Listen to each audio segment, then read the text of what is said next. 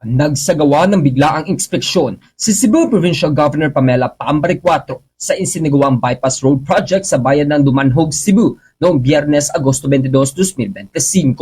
Ang hakbang na ito ay kasunod ng reklamong natanggap ng Kapitolyo ng Cebu kaugnay ng mga aalahing kapaligiran, partikular na ang banta ng pagbaha dahil umano sa pagdaan ng proyekto ng mga natural water ponds. Biglang tugon, ipinatawag ni Governor Baricuatro ang mga tauhan ng Department of Public Works and Highways 7th Engineering District upang ipaliwanag ang detalye ng proyekto. Nagpadala rin ng opisyal na liham ang gobernadora sa DPWH na humihingi ng listahan sa lahat ng natapos at kasalukuyang mga flood control projects mula noong taong 2022 hanggang sa kasalukuyan. Ayon kay Baricuatro, layunin ng hakbang na ito na maunawaan ang kasalukuyang estado ng mga pagbaha sa buong lalawigan upang makabuo ng mas epektibong estratehiya sa pagtugon ng problema. Samantala, nabanggit rin sa usapin ang kumpanya ng konstruksyon na QM Builders na pinamunuan ng Cebuanong negosyanteng si Alan Quirante na tubong taga Dumanhog, kung saan kilala si Quirante sa kanyang mga donasyon sa komunidad, partikular na sa mga tanggapan ng pamahalaan.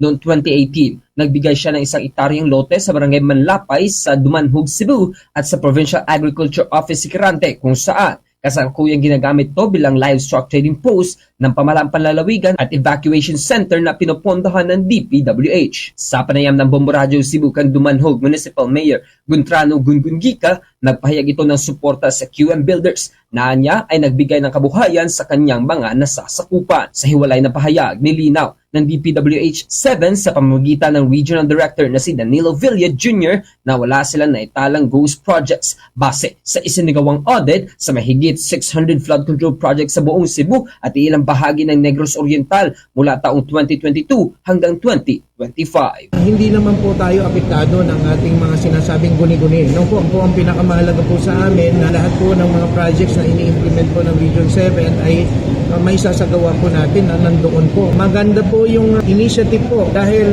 yung monitoring dashboard po ay isa rin po sa pwedeng tignan ng ating kababayan. Mula rito sa Bombo Radio Cebu, ito si Bombo Ken Apor ng Bombo Radio Philippines, the #1 most trusted source of news and information. Basta Radio, Bombo!